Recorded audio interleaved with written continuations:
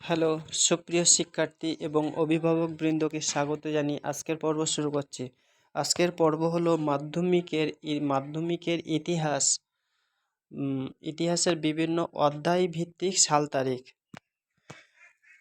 তো এই সাল তারিখগুলো অনেক শর্ট প্রশ্ন করা যাবে, বা বড় প্রশ্ন লিখতে গেলে সাল তারিখ অবশ্যই প্রয়োজন হয়।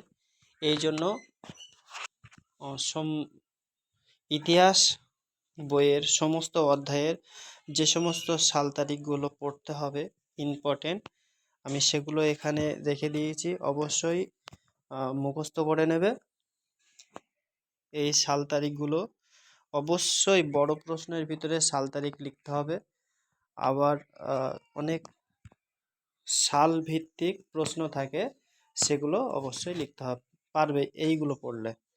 তো এইগুলো অবশ্যই পড়ে নেবে। সাল তারিখগুলো এখানে দেয়া হয়েছে।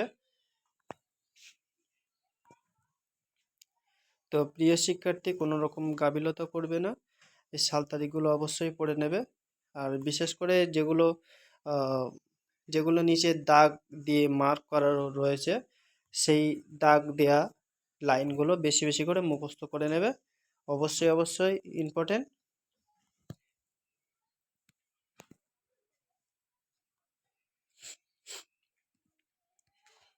তো ইতিপূর্বে কিছু প্রশ্ন দিয়েছিলাম ইতিহাসের সাজেশন, তো বাকি আছে কিছু পরে দেয়া হবে।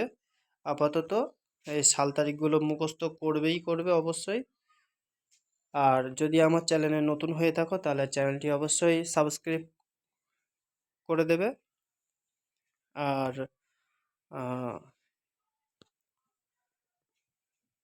ভিডিওতে একটা লাইক দিয়ে দেবে।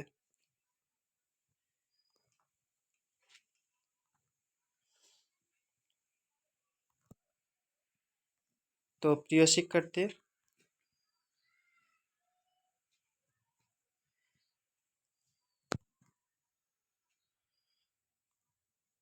একটু মনোযোগ সহকারে পড়বে। আর সাল তারিখগুলো মনে রাখার জন্য একটা পার্সোনাল একটা ডায়েরি মতো করে নেবে, যেগুলো যেগুলো সাল তারিখগুলো পরপর সিরিয়াল ধরে লিখে আর সেটা কাছে রাখবে। প্রতিদিন একবার করে পড়ে নেবে, নাহলে সাল তারিখ মনে থাকে না খুব একটা। তো এইভাবে মুখস্থ রাখতে হয়। সাল তারিখ এমন একটা জিনিস যেটা মানে 5 থেকে 6টা কি 7টা কি 10টা, আর বেশি মনে রাখা সম্ভব হয় না। তো এর মনে রাখার একটাই উপায়, প্রতিদিন সাল তারিখগুলো মানে একটা চার্ট তৈরি করে নিতে হবে। সেই চার্ট তৈরি করার পরে প্রতিদিন একবার করে পড়তে হবে, তবে এই জিনিসগুলো মনে রাখা সম্ভব হয়।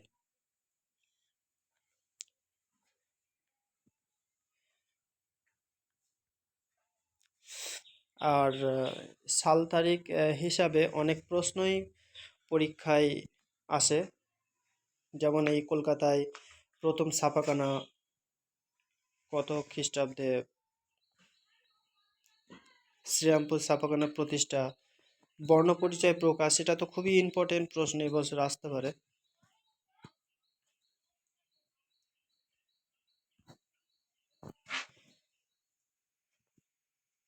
বসু বিজ্ঞান মন্দির প্রতিষ্ঠাতে এই সম্পর্কে একটি বড় প্রশ্ন থাকে, অবশ্যই এটা পড়ে নেবে।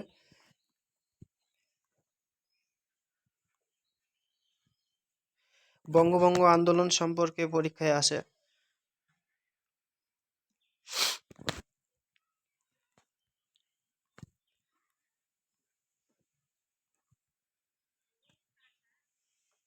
মোপলা বিদ্রোহটা ইম্পর্টেন্ট আছে, তারপরে মে দিবসটা ইম্পর্টেন্ট আছে।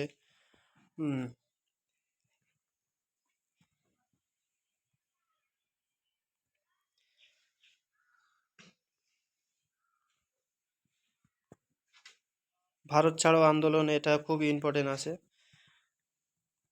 ইত্যাদি এরকম। অবশ্যই এগুলো খুব মনোযোগ সহকারে পড়ে নেবে, দেখবে ভালো নাম্বারে ইতিহাসে ভালো নাম্বার পেয়ে যাবে। এই চট্টগ্রাম অস্ত্রাগার লুণ্ঠন খুবই ইম্পর্টেন্ট একটা প্রশ্ন।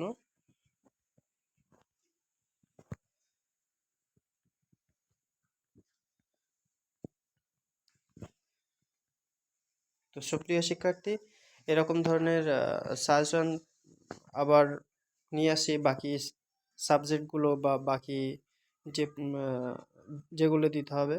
ধীরে ধীরে যেগুলো দেয়া হচ্ছে অবশ্যই পরপর মুখস্থ করতে থাকো।